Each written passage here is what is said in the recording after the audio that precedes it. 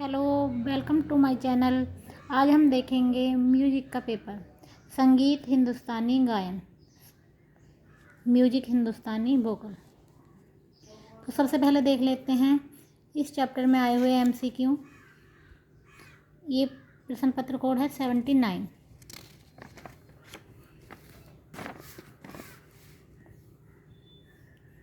सबसे पहले देख लेते हैं इसमें क्वेश्चन, 7 स्वरों के क्रमयुक्त आरोह अवरोह को क्या कहते हैं? तो इसका आंसर हो जाएगा मूर्छना। संगीत रत्नाकर में कितने गमक कहे गए हैं? तो इसका आंसर हो जाएगा 15। राग मालकोस की जाति कौन सी है? तो राग मालकोस की जाति है ओडव ओडव। एक बार चेक कर लेंगे, लेकिन यही है ओडव ओडव। क्वेश्चन नंबर 4 देख लेते हैं, सही कथन चुनिए। सारंग देव ने 10 विध राग वर्गीकरण दिया है, तो ये सही है। षड्ज ग्राम में पंचम 16वीं श्रुति पर है, ये गलत है क्योंकि 17वीं पर होता है। 17वीं श्रुति पर पंचम ग्राम में षड्ज होता है 17वीं श्रुति पर। शंकर पंडित का संबंध ग्वालियर घराने से है, तो ये भी सही है। अहोबल ने स्वरों की स्थापना बीना की तार की लंबाई पर की, तो ये भी सही है। तो आपका हो जाएगा इसका 4 ऐसैद। अब देख लेते हैं, सही कथन चुनिए। बड़े गुलाम अली खां ठुमरी भी गाते थे, तो हाँ, वह ठुमरी भी गाते थे।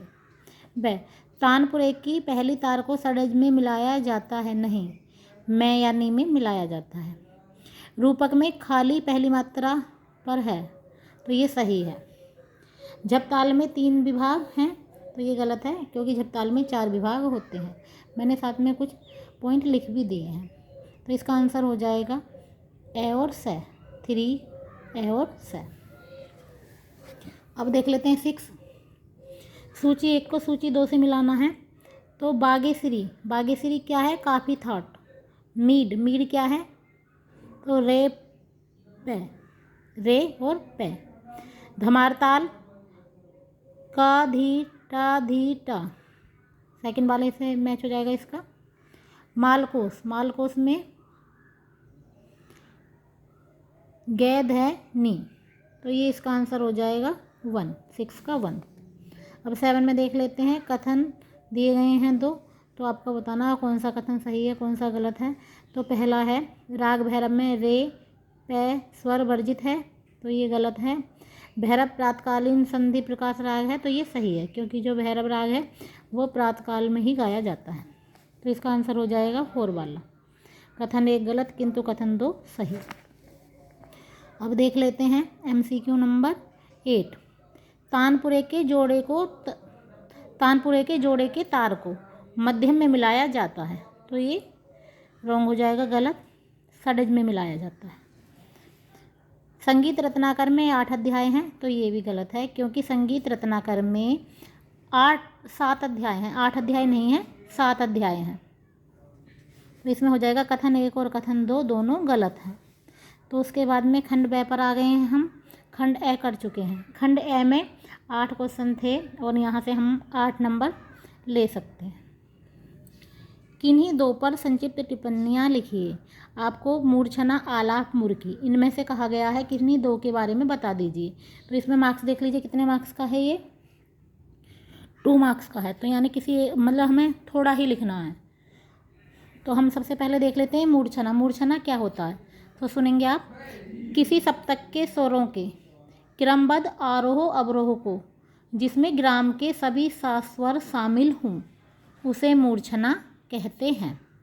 अब आ जाएगा आलाप।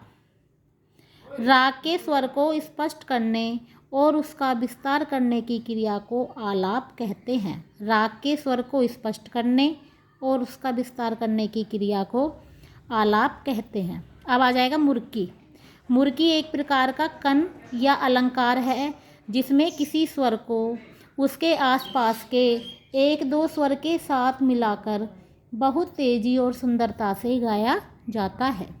या फिर उन्होंने यही भी कहा है कि आप अगर इसके बारे में नहीं जानते इनमें से, तो आप संगीत पारिजात का संक्षिप्त विवरण दे सकते हैं। तो संगीत पारिजात के बारे में बता दीजिए।